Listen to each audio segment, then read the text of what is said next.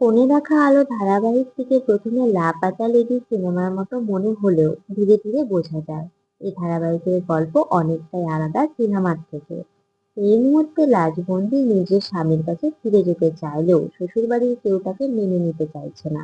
অন্যদিকে বাড়ি থেকেও লাজুকে জোর করছে অনুভবের সঙ্গে থাকতে, যা একেবারে মেনে নিতে চাইছে না লাজু। অন্যদিকে বোকা সুদেব লাজুকে ভালোবাসলেও পরিবারের সকলের সামনে কিছুই বলতে পারছে না সে।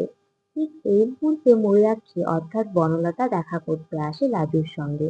সুদেবের সঙ্গে তার যে কোনো সম্পর্ক নেই, সে যে সুদেবের বাড়িতে শুধুমাত্র আসছে তা এ কথা সে জানায় লাজুকে। যদিও কিছু সত্যি গোপন করে রাখে বনলতা। এর মধ্যেই প্রকাশ্যে আসে ধারাবাহিকের নতুন প্রোমো, যেখানে দেখা যায় লাজুর মন ভালো করার জন্য তার বাড়িতে আসে অনুভব।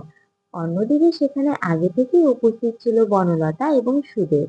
খুব সরল মনে বনলতার সঙ্গে পরিচয় করানোর জন্য অনুভবকে ডেকে আনে লাজু। অনুভবকে দেখেই চমকে যায় বনলতা।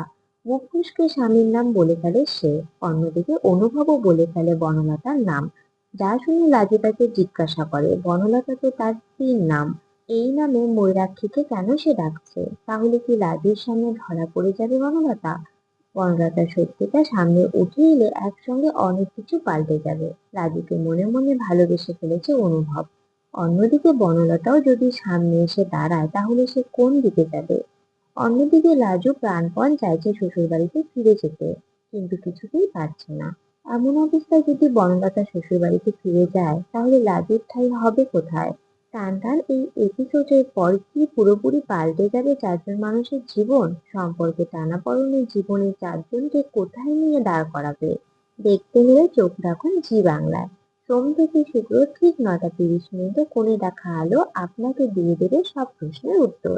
তো বন্ধুরা, এই নিয়ে তোমাদের কিছু বলার থাকলে কমেন্ট করে জানাও। ভিডিওটি ভালো লেগে থাকলে লাইক কমেন্ট করে শেয়ার করে দিও। আর হ্যাঁ, আমার চ্যানেলে নতুন হয়ে থাকলে চ্যানেলটি সাবস্ক্রাইব করে দিও।